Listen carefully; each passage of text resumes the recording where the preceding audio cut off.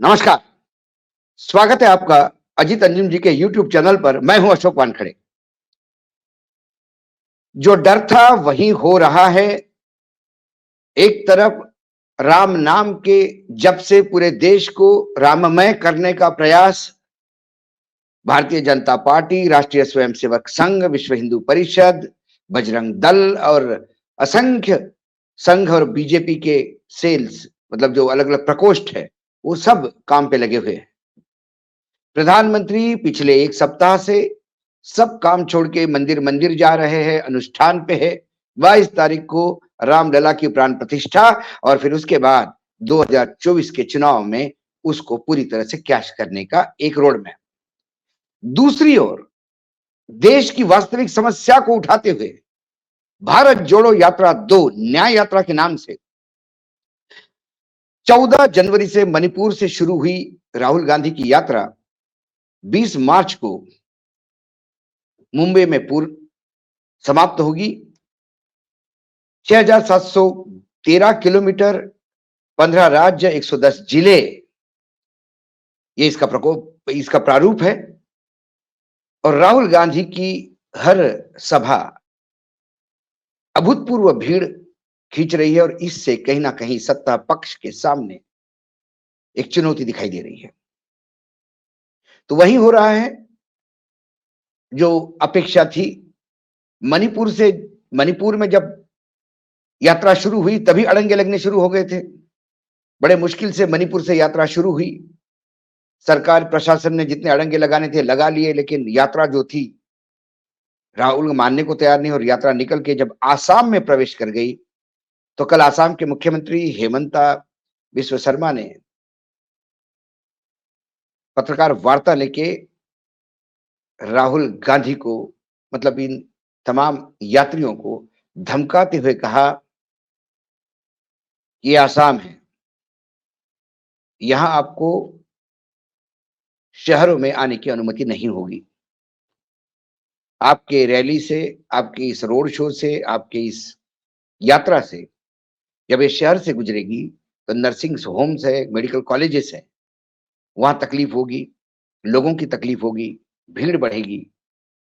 ऐसे में कोई अल्टरनेट रूट शहर के बाहर से आपको देना होगा। और यदि आप अड़े रहे कि आप शहर के बीच में से जाओगे तो फिर हमारी पुलिस आपकी कोई व्यवस्था तो करेगी नहीं और फिर आपके खिलाफ एफआईआर दर्ज होगी, जो चुनाव के बाद हो सकता है आपको हम अरेस्ट भी कर ले। वैसे भी असम की पुलिस बहुत चुस्त है। हमने 2 बार उनको देखा। 1000 किलोमीटर दूर गुजरात के एक अंदरूनी जिले में गेस्ट हाउस में बैठे हुए एक विधायक को उसने जो ट्वीट किया मोदी जी के खिलाफ, उसको लेकर आसाम के किसी दूर-दराज गाँव में एक एफआईआर दर्ज हुई और आसाम की पुलिस फ्लाइट से आके उसको अरेस्ट करके ले गई। दूसरा, जब एक स्पोक्स पर्सन कांग्रेस का उसने मोदी जी के बारे में कुछ कहा, फिर आसाम के दूर-दराज में एक एफआईआर दर्ज होती है और आसाम की पुलिस बाकायदा एयरपोर्ट पे घुसकर प्लेन के अंदर से उसको उतार के लाती है। ये बात अलग है कि हाई कोर्ट ने तुरंत उनको बेल दे दिया और लताड़ा पुलिस को। इतनी चुस्त पुलिस है तो ज़रूर एफआईआर तो करेगी। और वही हुआ। हेमंता जी ने क्या कहा वो भी बात करेंगे। राहुल जी क्या कहे वो भी बात करेंगे। राहुल जी की जब जोरहट में उन्होंने 17 जिलों में वो असम में टोटल ट्रैवल कर रहे हैं और 25 तारीख तक रहेंगे, 25 जनवरी तक। ये 22 जनवरी का जो यूफ़ोरिया है उसके बीच में वो आसाम में ही होंगे। ये भी हेमंता के लिए एक तकलीफ का काम है। तो जब हेमंता अब जो हिंदुत्व के एक फ्लैग बेरर बन गए हैं बीजेपी में जाकर, पहले कांग्रेसी ही थे, उन्होंने या उनके पुलिस ने जोरहट शहर में राहुल गांधी की यात्रा गई, इसके लिए वहां पे प्राथमिकता दर्ज की गई, यानी एफआईआर दर्ज की। अब एफआईआर क्या कहती है? एफआईआर ये कहती है कि आपको केबी रोड की ओर से जाना था, लेकिन आप शहर के बीच में चले गए। आपने रूट बदला, जिसकी वजह से भीड़ इकट्ठा हुई और फिर अराजकता की स्थिति हुई, भगदड़ मच गई। और पुलिस ने स्वयं संज्ञान लेते हुए, किसी ने कंप्लेंट नहीं की, पुलिस ने स्वयं संज्ञान लेते हुए सड़क सड़क सुरक्षा के मापदंडों का उल्लंघन किया और जिला प्रशासन के मापदंडों का उल्लंघन किया, इसलिए एफआईआर दर्ज की। उसके पहले उन्होंने जो मुख्यमंत्री है हेमंता जी, उन्होंने कहा कि ये न्याय यात्रा नहीं है, ये मियाँ यात्रा है, जहाँ-जहाँ मुस्लिम हैं वहीं जा रहे हैं। ये नहीं पता था कि मणिपुर में भी मुसलमान भरे हुए हैं बहुत, जिनके बीच में से वो आए। लेकिन हेमंता जी है जो कहे, जितना कहे उतना कम है। और फिर हेमंता जी ने न्याय यात्रा छोड़ के गांधी परिवार पे हमला बोलना शुरू कर दिया। उन्होंने कहा कि देश का सबसे भ्रष्ट परिवार गांधी परिवार है। उन्होंने कहा कि ये भोपाल गैस कांड में मुजरिमों को भगाने वाला परिवार, बोफर्स में पैसा लेने वाला परिवार, और ये भ्रष्ट ही नहीं, ये डुप्लीकेट है, गांधी का डुप्लीकेट नाम भी लगाते हैं। हेमंत जी ने ये आरोप लगाया। अब ताज्जुब ये लगता है कि हेमंत जी ने ये आरोप लगा के कहीं न कहीं नरेंद्र मोदी सरकार पे भी सवाल उठाए। यदि गांधी परिवार भ्रष्ट है और भ्रष्टाचार में लिप्त है बोफर्स से लेके भोपाल गैस तक, और ये सारी बातें हेमंत जी को पता है, हेमंत जी आरोप लगा रहे हैं, इसका मतलब उनके पास उनके कुछ सबूत भी होंगे।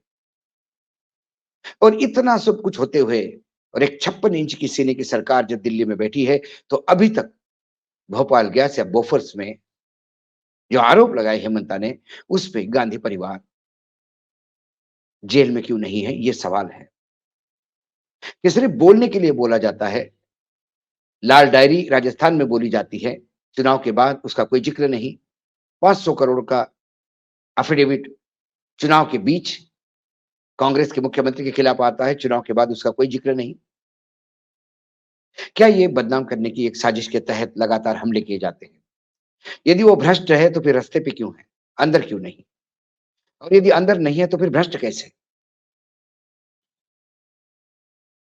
और दूसरी बात, भ्रष्टाचार के आरोप शारदा चिटफंड घोटाले में जो स्वयं जिसकी सीबीआई ने इंक्वायरी की हो, रेड की हो, और भाजपा का तब आरोप था कि 20 लाख रुपए महीना शारदा चिटफंड के मालिक इनको देते हैं। ये तमाम बातों से हेमंता भी गुजरे हैं। हेमंता जब मंत्री थे कांग्रेस में, तो भारतीय जनता पार्टी ने सप्ताह-सप्ताह विधानसभा चलने नहीं दी हेमंता के इस्तीफे को लेके। वो हेमंता जी अब भ्रष्टाचार का नाम ले रहे हैं। और रही गांधी के डुप्लीकेट नाम की, तो हेमंता विश्व शर्मा जो शर्मा नाम लगाते हैं, शायद वो उनके पिता का है। तो राहुल गांधी ने भी राजीव गांधी के का सरनेम लगाया। राजीव गांधी ने अपने पिता फिरोज गांधी का सरनेम लगाया। अब महात्मा गांधी देश में महान हो गए, तो सारे गांधी डुप्लीकेट तो नहीं हुए।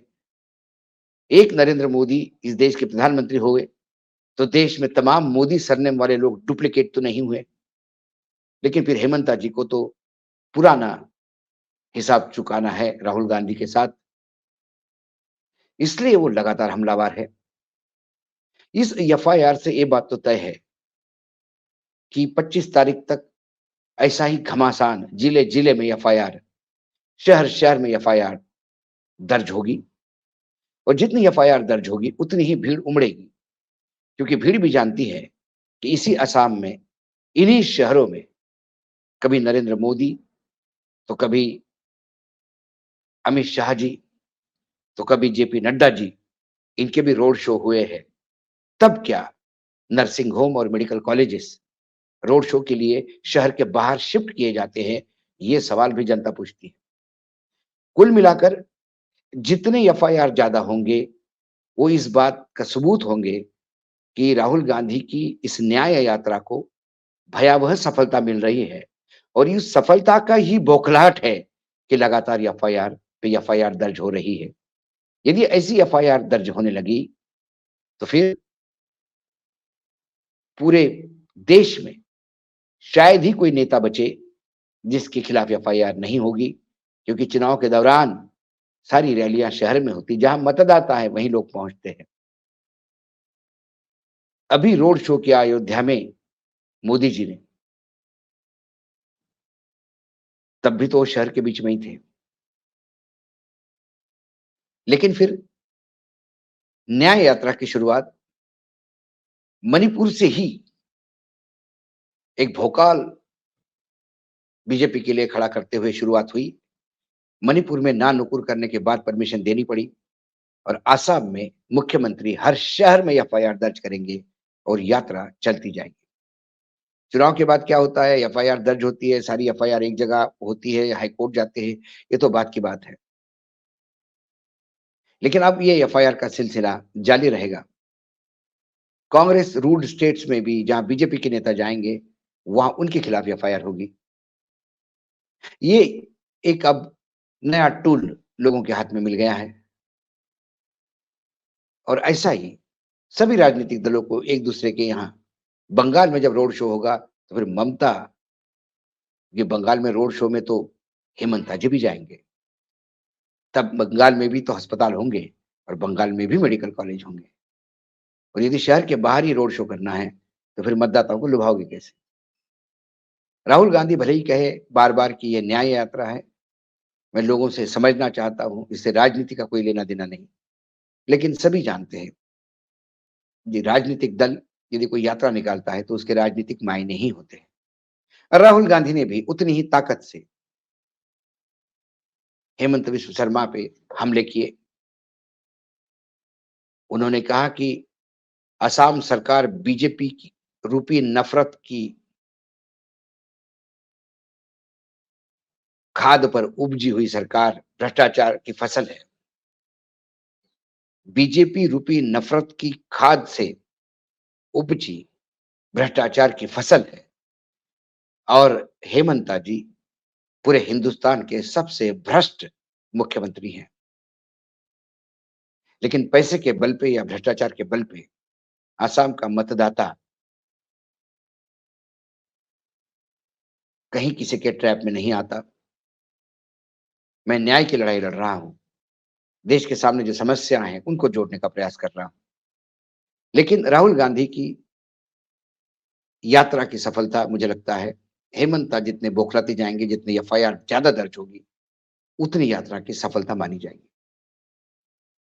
आज इतना ही, कल फिर आता हूं किसी विषय के साथ। तब तक के लिए नमस्कार। देखते रहिएगा अजीत अंजुम जी का यूट्यूब चैनल।